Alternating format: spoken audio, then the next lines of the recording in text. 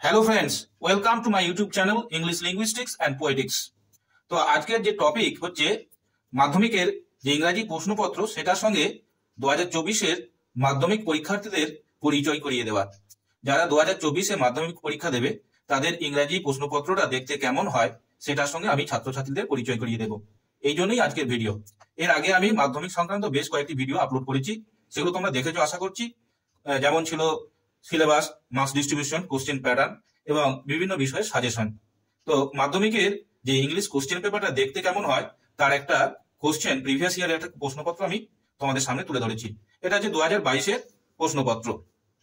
তো ছাত্রছাত্রীদের যেগুলো খুব মাইনিউটলি অবজার্ভ করতে হবে বা খুব মেনে চলতে হবে, সেগুলো হচ্ছে তোমাদের প্রশ্নপত্রটা দেখতে ঠিক এরকম হবে।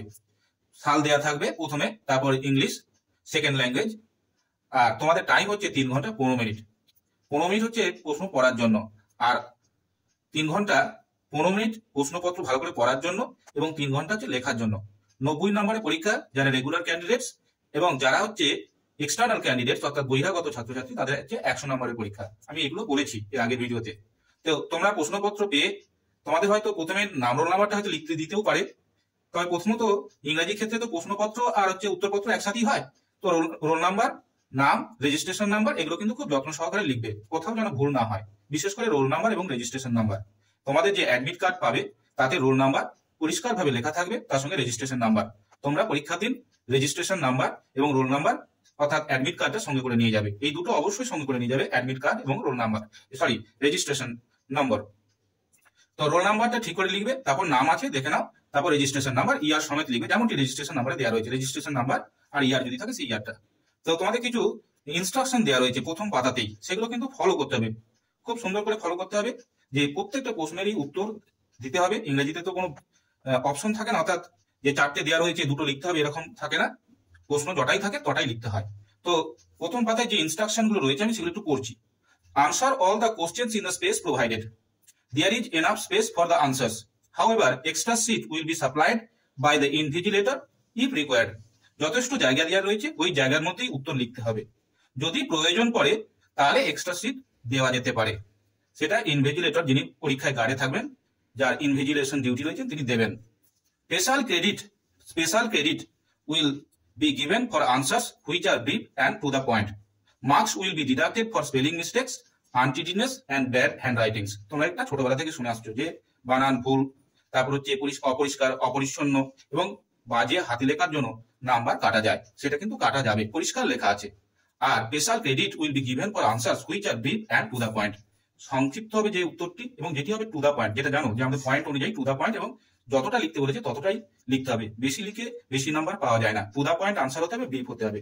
এবার তোমাদের কোশ্চেন পত্রটা আমি এর আগে ভিডিওতে আমি বলেছি যে 4টে সেকশন থাকে প্রশ্নপত্রের। সেকশন এ তে থাকে রিডিং কম্প্রিহেনশন, সিন এবং আনসিন, 20 নাম্বার।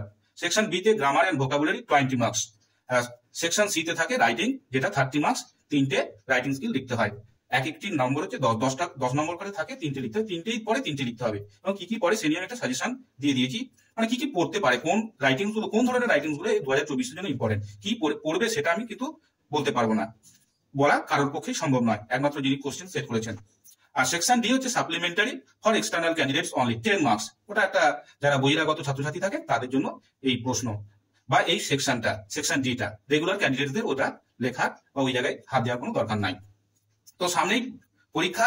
আমি এই যে ভিডিওটি করছি আজ 18 তারিখ, 18 জানুয়ারি। তোমাদের পরীক্ষা 2 তারিখ থেকে আরম্ভ হচ্ছে ফেব্রুয়ারি মাসে। তবে আর বেশি দিন নাই, হাতে গোনা 12 থেকে 13 দিন রয়েছে, 12-13 দিন এরকম রয়েছে। তো তোমাদের এবারে কিন্তু টাইম শিডিউলটা চেঞ্জ হয়েছে। 2024-এ যে টাইম শিডিউলটা চেঞ্জ হয়েছে, আগে পরীক্ষা হতো 12টা থেকে, অর্থাৎ 11:45 থেকে হতো, 11:45 থেকে হতো, অর্থাৎ 15 মিনিট প্রশ্নপত্র পড়ার জন্য এবং 3 ঘন্টা লেখার জন্য।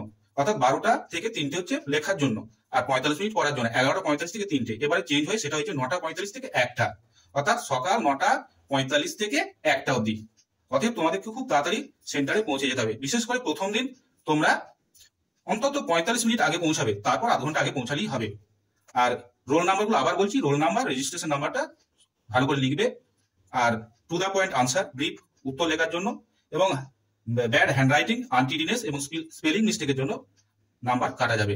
এগুলো আমার বলার ছিল। সামনে তোমাদের পরীক্ষা। আমি কিন্তু কোনো রকম আর কোনো লেসন বা কোনো কিছু টপিক নিয়ে আলোচনা করছি না। আর নতুন করে তোমাদের উপর কোনো প্রেশার ক্রিয়েট করতে চাইছি না। এগুলো বলা দরকার ছিল, বা ইংরাজি প্রশ্নপত্রটা দেখতে কেমন হয় তার সঙ্গে একটা পরিচয় করে দেওয়ার প্রয়োজন ছিল। সেই জন্যই এই ভিডিও। তোমাদের যে রুটিন, অর্থাৎ যেটাকে প্রোগ্রাম বলে, আমরা তো রুটিন বলি না, প্রোগ্রাম, অর্থাৎ কোন দিন কি পরীক্ষা রয়েছে এবং কটা থেকে পরীক্ষা, তার একটা রিভাইজড নোটিফিকেশন আজকে রিলিজ হয়েছে। West Bengal board of secondary education সেটাকে আজ ইস্যু করেছে। আমি চেষ্টা করছি ডেসক্রিপশন বক্সে তার লিঙ্কটা বা সেই নোটিফিকেশনটা, নোটিশটা আমি দিয়ে দেওয়ার। তো সকলের জন্য 2024-এর সমস্ত পরীক্ষার্থীদের উদ্দেশ্যে বলছি যে সবার জন্য শুভেচ্ছা, এবং সকলের জন্য আমি ভালো সাফল্য কামনা করছি। খুব খুব ভালো তোমরা রেজাল্ট করো। জীবনের এটা একটা প্রথম পরীক্ষা, কেরিয়ার তৈরি করার প্রথম পরীক্ষা। সকলের জন্য শুভেচ্ছা এবং সাফল্য কামনা করছি। ভিডিওটাকে ভালো লাগলে সাবস্ক্রাইব করবে চ্যানেলটিকে, আর দেখার জন্য ধন্যবাদ। Thank you.